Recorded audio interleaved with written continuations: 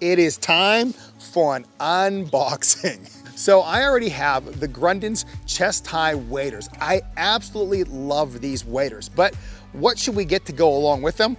Why not their Bankside wading boot? That's what's inside this box. Let's open it up together and see exactly what they're all about. Stay tuned.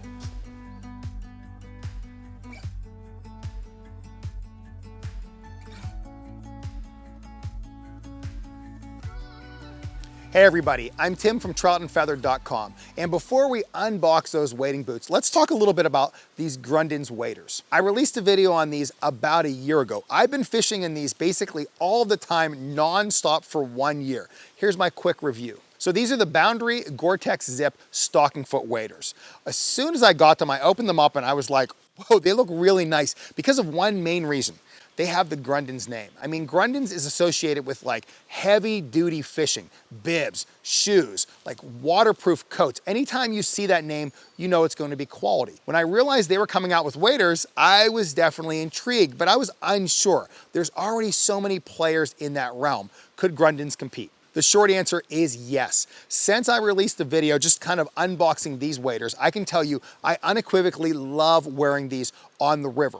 Even though they're durable, I don't get really hot in them. I fished in Alaska. I fished in Iceland in these. I love them in those climates. I've also fished with them extensively around Pennsylvania and the Northeast. They have held up. So let's talk about some things that I love about these waders. And the obvious one is this zipper going down the front. They're easy to get on and off, and anytime nature calls, you can quickly get to it. Moving on from that, there are 4 pockets around your chest, one on each side, and one on the middle of each of these as well. So that gives you kind of 4 access points to put stuff. Those pockets aren't interconnected, so those are 4 unique individual pockets. What do I put in mine? Maybe strike indicators, split shot. I keep my cell phone, tippet, hemostats, my catch and release tool. Sometimes I keep my nippers, but they have the ability to act kind of like a pseudo fly vest. If they're acting like a fishing vest, that means you can get away with smaller fishing vests. If you see me fishing for trout, more than likely I'm gonna have a waterproof backpack on,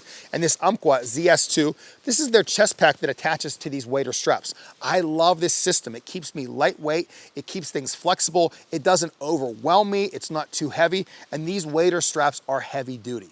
Something else unique with these waders are the gravel guards. There's no clip or hook, and I was kind of hesitant about that, but because they're stitched in the way that they are, they just slide directly over your wading shoes and they stay locked in place. They have worked really, really well. There's also clips all around this. I don't really hang anything from the clips because I keep my net off my backpack, but you have that ability, and they come with, I'll pop up onto my truck, they come with a pretty heavy duty wading belt. It says Grundens on them, so you really feel secure when you have these waders on. The last thing I'll say about these waders is that they definitely draw attention. Anytime I'm on the river with a friend, I always tell them up front that if we see anybody, they're not gonna recognize me from my YouTube videos, but they're gonna say something because of these waders. And I swear to you, every single time I've been fishing in the last year and I've ran across somebody in the water, after about a minute of chit chat on how's the fishing, they look at me and say, oh, those are those Grunden waders. What do you think about them? And they're really, really good, which makes me wonder about what's inside that box. Before I get to the unboxing, please pause this video and click the like button so I know you like this style of video and you'd like to see more of these in the future. Thank you ahead of time. All right, let's look at this Bankside wading boot together. As I open up the box, ooh, they are definitely sharp. All right, let me show you these. Hopefully they come into focus. Ooh, right there. They are coming into focus for you.